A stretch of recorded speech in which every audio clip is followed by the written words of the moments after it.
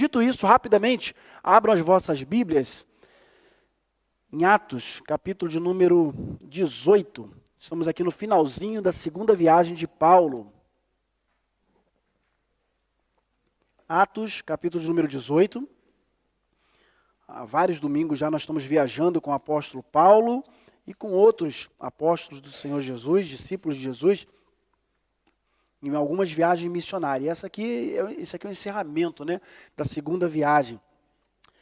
Atos 18, a partir do verso 18, diz assim a palavra de Deus na versão que eu tenho em mãos. Paulo ficou ainda muitos dias em Corinto.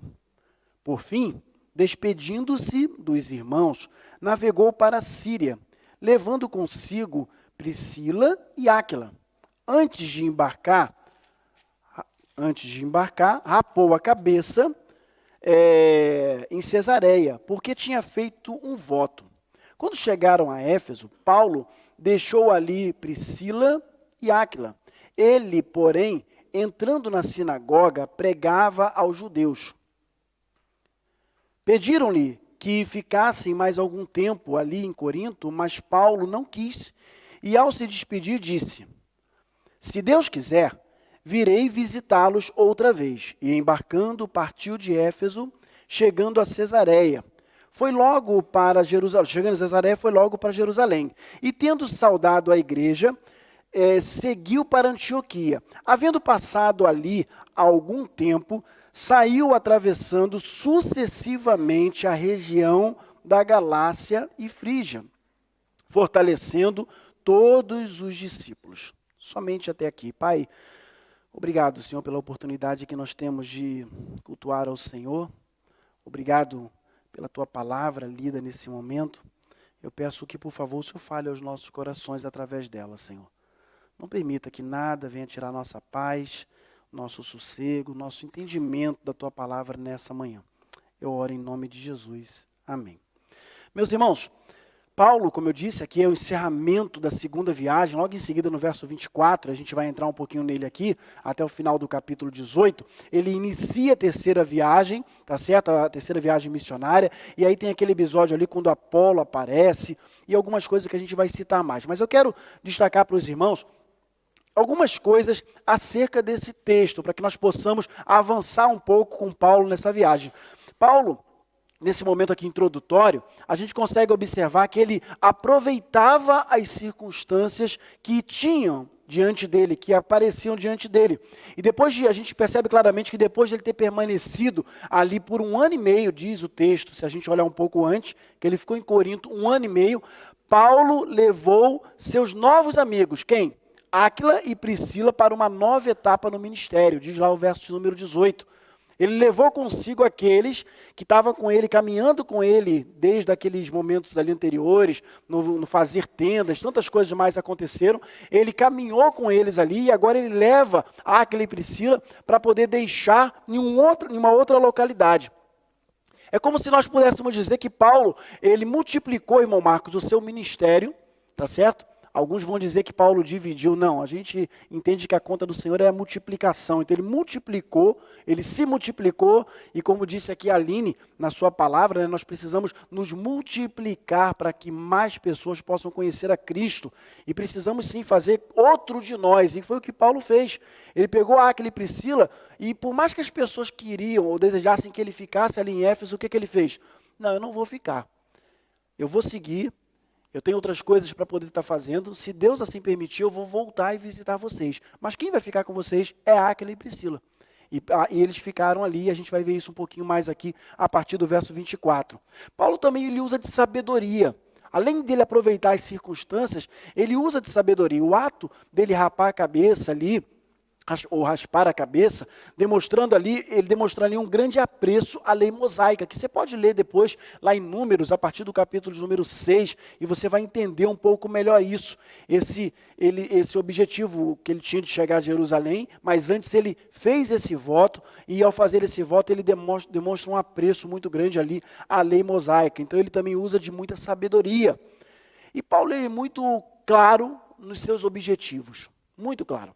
Ele pega os seus objetivos e de maneira muito estratégica, não é de qualquer maneira, mas muito estratégica e bem definida, ele olha para esses objetivos e usa deles para poder avançar cada vez mais. Primeiro, olha só como é que ele usa a estratégia. Ele fala primeiramente aos judeus nas sinagogas, a gente olhando todo o contexto ali do capítulo 18. Ele ministra nas cidades chaves. Ele não sai assim falando à torta e à direita, não. Ele vai em cidades estratégicas, em cidades chaves, volta às igrejas que a gente poderia chamar de igrejas mães, e aqui, nomeadamente, Antioquia e Jerusalém, ok? E visita as igrejas organizadas. Então ele caminha, tá certo? E visita essas igrejas organizadas. E fortalece também os irmãos, confirmando assim os novos discípulos. Paulo é muito estratégico e objetivo. E dentro dessa estratégia ainda, usando dessa estratégia ainda, Paulo ele vai até Jerusalém em uma viagem, meus irmãos, de vários meses. Essa viagem, segundo estudiosos, ela tem uma distância entre ida e volta de aproximadamente 2.500 quilômetros. Isso é chão, isso é muito chão. Antigamente não tinha-se carros, né, movidos a motor para poder ir rápido. Então, transporte, os barcos, os navios, seja como for, a pé muitas vezes, os animais, 2.500 quilômetros, ida e volta. Priscila e Áquila, sempre procurando remir o tempo, eles aproveitam ali a ocasião e pregam e discipulam Apolo, como a gente já viu, já citou isso em algumas ocasiões, tá certo? E a situação aqui que a gente observa claramente, que Áquila e Priscila com Apolo, enquanto eles aguardavam o retorno de Paulo, eles aproveitaram para poder caminhar com Apolo ali, que conhecia de Deus, conhecia o batismo no caso de João, mas ensinava as pessoas acerca daquilo que ele aprendeu até ali, mas precisava se aprofundar mais em Cristo Jesus. E foi isso que Áquila e Priscila fizeram. Isso que eles fizeram com Apolo. Trabalhou ali no coração dele. E com isso, para a gente entrar realmente aqui no texto rapidamente, eu quero afirmar para vocês o seguinte, que quando a gente olha para Paulo, para Apolo, principalmente para Áquila e Priscila e os demais que acompanhavam ali Paulo, a gente observa o seguinte, e podemos afirmar isso nos nossos dias. Somente cristãos sintonizados, preste atenção nisso, com o Senhor Jesus, obedecem o imperativo de fazer discípulos. Eu vou repetir. Somente cristãos que estão sintonizados com o Senhor Jesus conseguem obedecer ao imperativo de fazer discípulos. Quem não está sintonizado não consegue. Quem não está sintonizado vai ser um cristão, vai servir a Deus nas suas horas vagas, mas não conseguiu entender realmente a essência do que é fazer discípulos. A ordem que Jesus deu para todos nós. Caminhar com Cristo. Fazer com que outras pessoas também se aproximem e caminhem com Cristo. Você precisa estar sintonizado realmente com o Senhor Jesus. E nesse contexto, olhando para o capítulo de número 18, nós podemos separar algumas facetas, se assim podemos dizer, desse imperativo. Do ir e fazer discípulos, o imperativo de fazer discípulos. A primeira delas é que o discipulado ele deve ser feito, preste bem atenção nisso, por alguém ou com alguém que está anunciando a Cristo. E eu quero abrir um parênteses aqui para dizer o seguinte, claro que isso não significa que devemos deixar de investir no relacionamento que a gente chama de relacionamento discipulador. Ou seja, investir na vida daquelas pessoas que não conhecem a Cristo. Claro que devemos. Nós devemos sim investir na vida do nosso vizinho, orar pelos nossos vizinhos, colegas de trabalho, caminhar com eles. Mas quando uma pessoa sinaliza que quer realmente caminhar com Cristo, e você começa a discipulá-lo, eu quero abrir um outro parênteses para dizer que discipulado não tem nada a ver com sentar dentro de 4 paredes e estudar alguma lição e dizer assim, bom, eu já fui discipulado. Agora posso ser batizado, pronto, etc. Porque é assim que a gente aprende, né? A pessoa aceita Cristo, depois que aceita Cristo, ele vai para uma sala de novos convertidos, estuda uma revistinha, é batizado, que é a revistinha do discipulado, preparado para o batismo e pronto, ele diz, já fui discipulado. Não, discipulado é uma caminhada diária e contínua. Discipulado é uma caminhada diária e contínua. Ou seja, nós que já servimos a Cristo, precisamos, cada um, continuar sendo discipulado e discipular outras pessoas. Isso é fundamental para o avanço do Evangelho, meus irmãos. Como eu disse há pouco na Escola Bíblica Discipuladora, nós somos falhos, cometemos muitos erros. E quando nós caminhamos ao lado de outras pessoas, nós podemos nos endireitar, nós podemos nos consertar, nós podemos, à luz da palavra de Deus, caminhando com outro colega, com outro irmão em Cristo, ser exortado e de repente voltar para o trilho.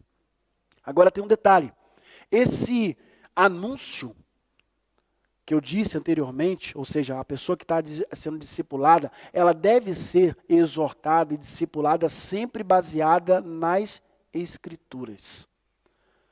O Emanuel fez uma pergunta aqui ao irmão Marcos, e o irmão Marcos respondeu acerca lá de Lutero, e o irmão Marcos respondeu, sim, nós nos baseamos nas Escrituras, nós aprendemos isso não com Lutero, nós aprendemos nas Escrituras, através das Escrituras, assim como Lutero, a mesma coisa. A nossa base tem que ser as Escrituras. O verso de número 24, que nós não lemos, eu vou ler agora, diz assim, olha, nesse meio tempo, chegou a Éfeso um judeu, natural de Alexandria, chamado Apolo, homem eloquente e poderoso nas Escrituras. Era um homem que temia já a Deus e que conhecia as Escrituras. Todo anúncio de Cristo, toda pessoa que diz anunciar a Cristo, no caso como Apolo, ele deve anunciar baseado nas Escrituras, não baseado na sua inteligência, baseado naquilo que acha, baseado naquilo que ele compreende que é correto, mas baseado no que diz a palavra de Deus. Se não está escrito na palavra de Deus, meus irmãos, não nos interessa.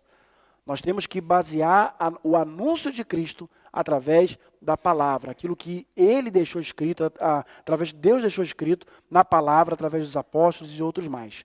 Outro destaque que eu quero dar acerca desse fazer discípulo e anunciar as pessoas que já anunciam a Cristo, que vivem com Cristo também, é que esse anúncio, ele será feito por alguém que tem habilidade, sim, mas a pessoa precisa se envolver cada vez mais com a palavra de Deus. Quanto mais eu me envolvo com a palavra de Deus, mais habilidade o Espírito Santo vai me dar para que eu consiga falar. Eu conheço pessoas que falam assim, pastor, eu não sei fazer isso, eu não sei falar, como é que eu vou ensinar? Quanto mais a gente ler a Bíblia, meus irmãos, quanto mais nós debruçarmos na palavra de Deus, mais nós vamos conseguir falar. E quando eu digo falar, não é de maneira eloquente, no caso, pode até ser que sim, como é no caso aqui de Apolo, mas eu estou me referindo a passar o ensinamento das Escrituras para outras pessoas. Então, leia a palavra de Deus, se volte para a palavra de Deus. Eu disse para os irmãos há pouco, na escola bíblica, que lendo a palavra de Deus essa semana, em um dos dias dessa semana, me deparei com um texto, eu falei, caramba, que legal, eu fiquei tão feliz com aquilo que eu li, eu falei, eu preciso compartilhar isso com os irmãos, e eu botei aquele texto lá no grupo para vocês verem. Quanto mais, onde é que eu quero chegar? Quanto mais nós lermos a palavra de Deus, o Senhor vai, através do seu Espírito Santo, vai tomar conta do nosso coração de tal maneira que você, assim como eu, sentia aquela vontade tão grande de partilhar com vocês, e escrevi aquele texto, já era 11 e pouca da noite, para vocês vão ter a mesma vontade de fazer isso com outras pessoas. Deu para entender? Quando eu terminei, irmã Cláudia, de ler aquele texto, eu falei, caramba, eu não posso só deitar e dormir. Eu tenho que falar isso para alguém.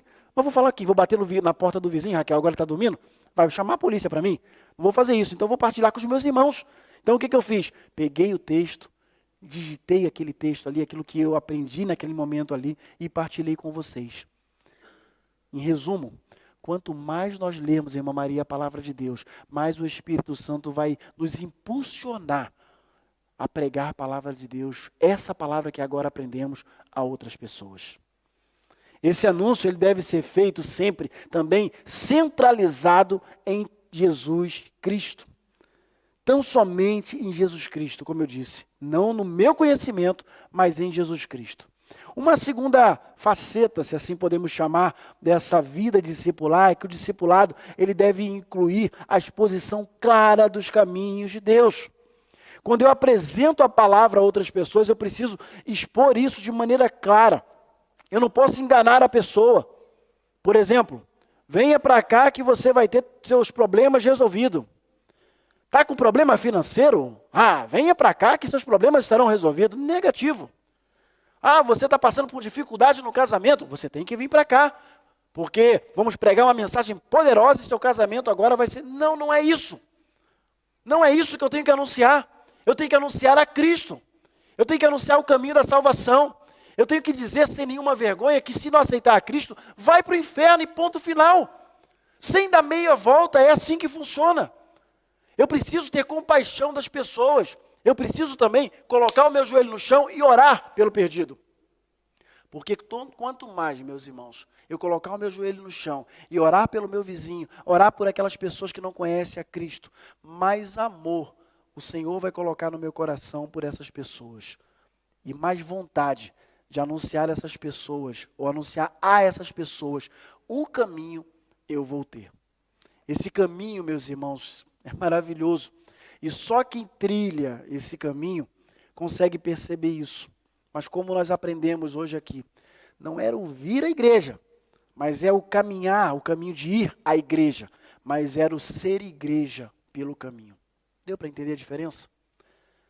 Não é o caminho de chegar até a igreja, mas é o ser igreja no caminho que eu percorro todos os dias, onde eu coloco a planta dos meus pés. Em terceiro lugar, o discipulado, ele deve também estimular as iniciativas daquele, podemos chamar, novel discípulo, daquela pessoa que está se aproximando mais ali de Cristo.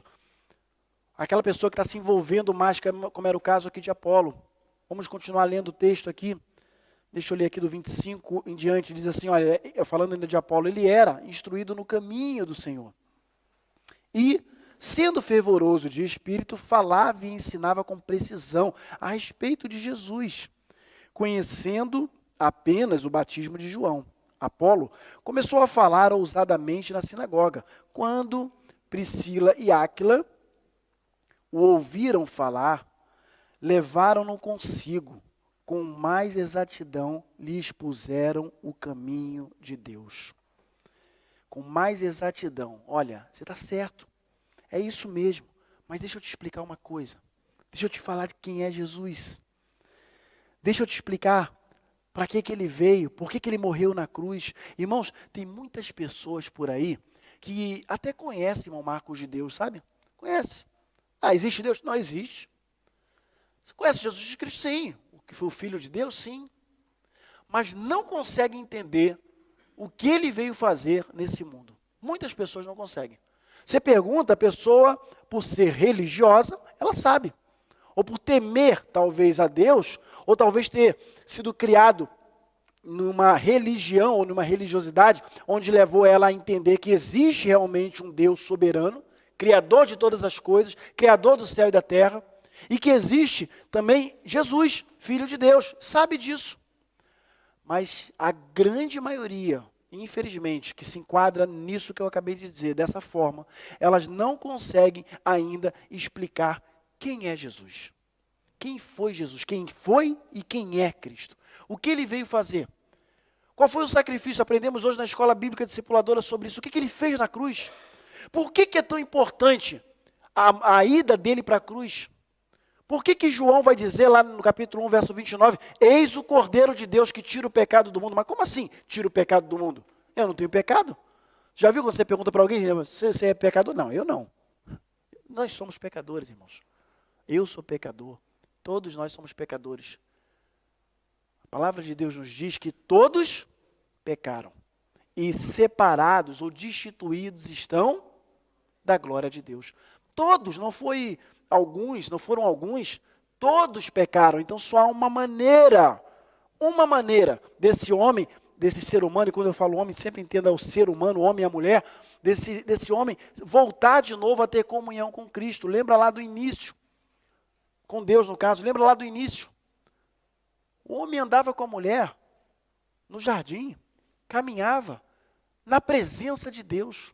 Mas quando o pecado entrou no coração do homem, quando o pecado entrou no mundo, eles foram expulsos do paraíso. Entenda o paraíso como a presença de Deus. Eles foram expulsos daquele lugar. Sabe por quê? Aprendemos hoje aqui com o irmão Marcos. É impossível não há possibilidade nenhuma do ser humano viver na presença de Deus estando em pecado. E aí, Jesus manda a solução, Deus providencia a solução através de Jesus Cristo, para que nós possamos nos aproximar de novo de Deus, através de Jesus Cristo naquela cruz. Então, meus irmãos, nós precisamos sim, como diz aqui a palavra de Deus, explicar às pessoas, mesmo aquelas que aparentam conhecer a Deus.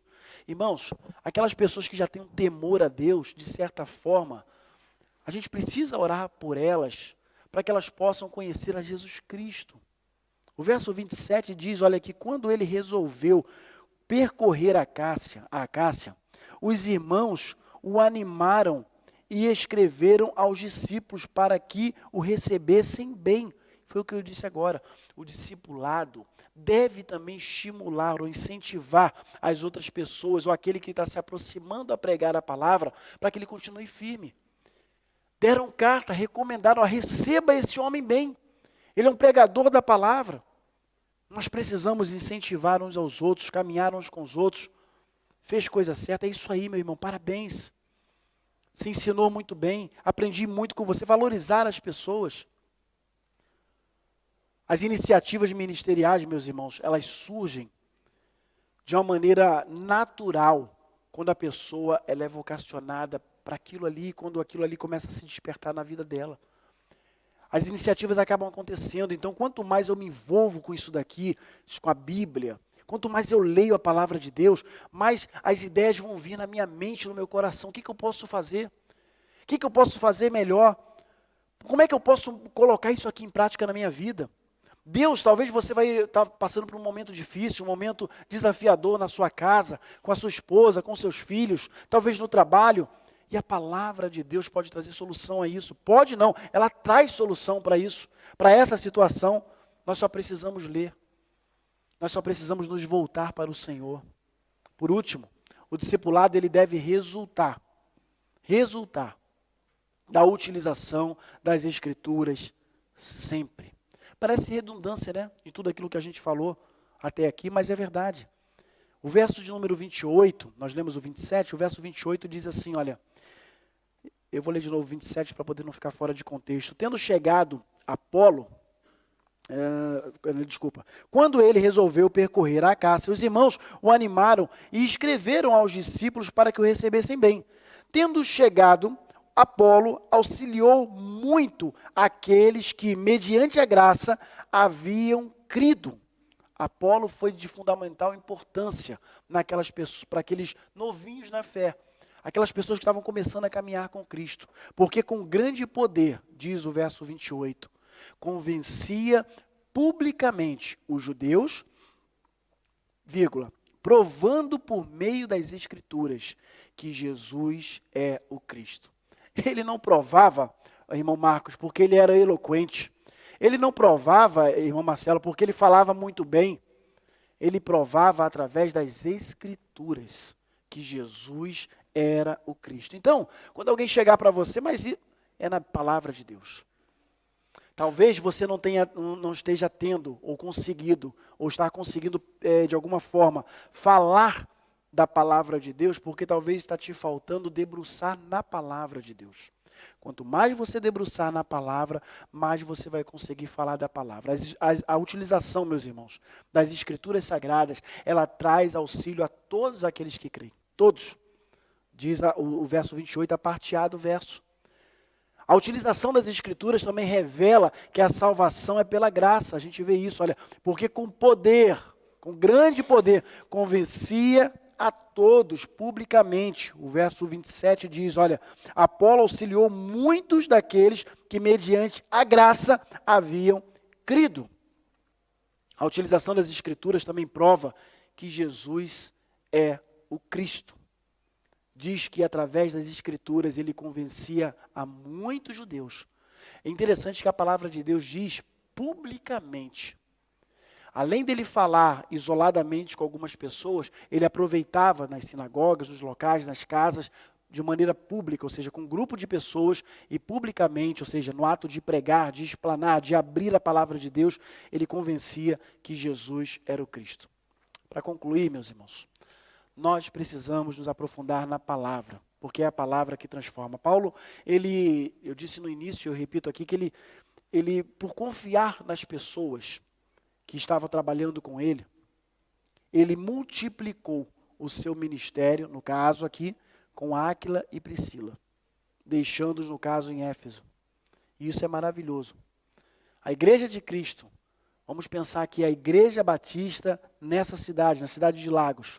Nós, como eu disse no finalzinho da Escola Bíblica Discipuladora, precisamos, meus irmãos, ser uma família, nos unir, para que nós possamos nos multiplicar.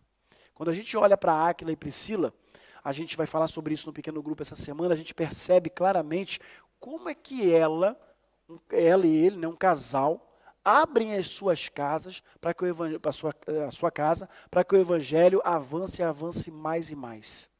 A casa de Áquila e Priscila foi palco, né, foi local para que muitos casais, muitas famílias ouvissem e recebessem Jesus Cristo como único e suficiente Salvador. Quando nós abrimos nossas casas, meus irmãos, nós estamos multiplicando esse local aqui em outros locais. Deu para entender? Por isso, graças a Deus, nós já estamos com um pequeno grupo, já desde abril ali em Portimão, na casa do Alexandre e da Elaine, e agora multiplicamos esse pequeno grupo, né, para o Chinicato, na casa dos irmãos que já trabalhavam, já eram líderes de pequeno grupo ali no Brasil, na Igreja Batista Central em Paulínia, na casa dos irmãos Tiago e Cláudia. Quando nós abrimos as nossas casas, nós estamos abrindo mais oportunidade para que os nossos vizinhos, que talvez vão ter dificuldade em sair da sua casa e vir aqui. E a igreja, as pessoas vão ver eu saindo aqui do prédio com uma Bíblia debaixo do braço, ou com você, que todo mundo sabe que é do caminho, como falavam no passado, é cristão. Mas ir a casa ele vai. E com o tempo ele entende a necessidade de vir aqui. Então abram as suas casas, meus irmãos, para que nós possamos avançar com a pregação da palavra de Deus.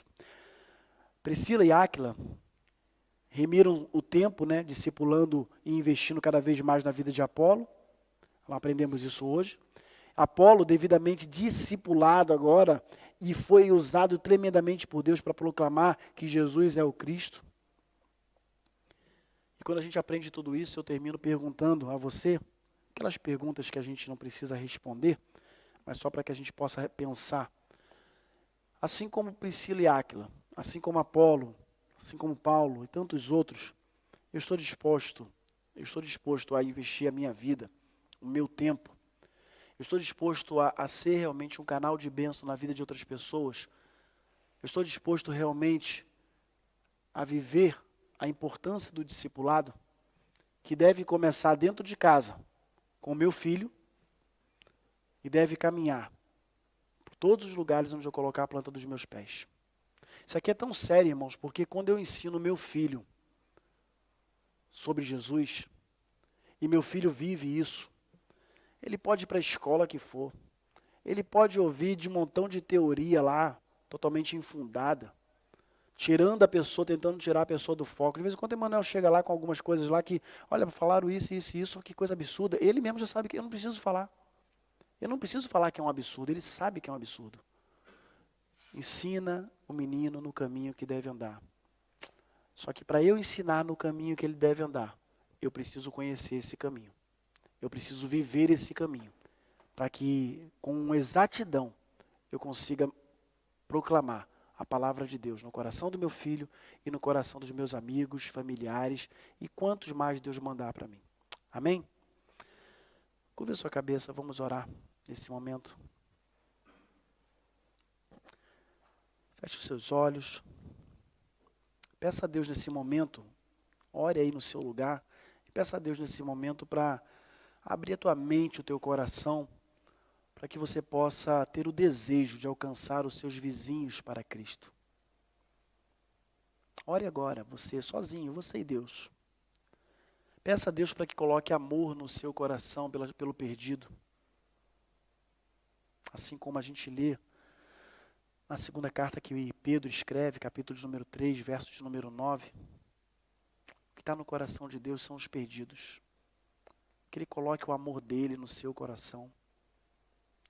Peça ao Senhor que te dê intrepidez na hora de falar da palavra dEle. Mas antes peça ao Senhor que te dê vontade de ler a palavra e de se voltar para a palavra. Peça isso agora ao Senhor. Peça a Deus que você tenha todos os dias tempo de qualidade com Ele. Peça a Ele isso. Às vezes nós pedimos tanta coisa a Deus e a gente erra porque nós pedimos errado. Eu estou te falando o que você deve pedir. Peça isso a Ele. Peça mais comunhão com Ele. Peça mais qualidade de vida com Ele. Peça para Deus para tirar do teu coração e das suas atitudes aquilo que você tem feito. E você sabe o que é, não precisa dizer. Mas lá no fundo você sabe que não tem agradado ao Senhor.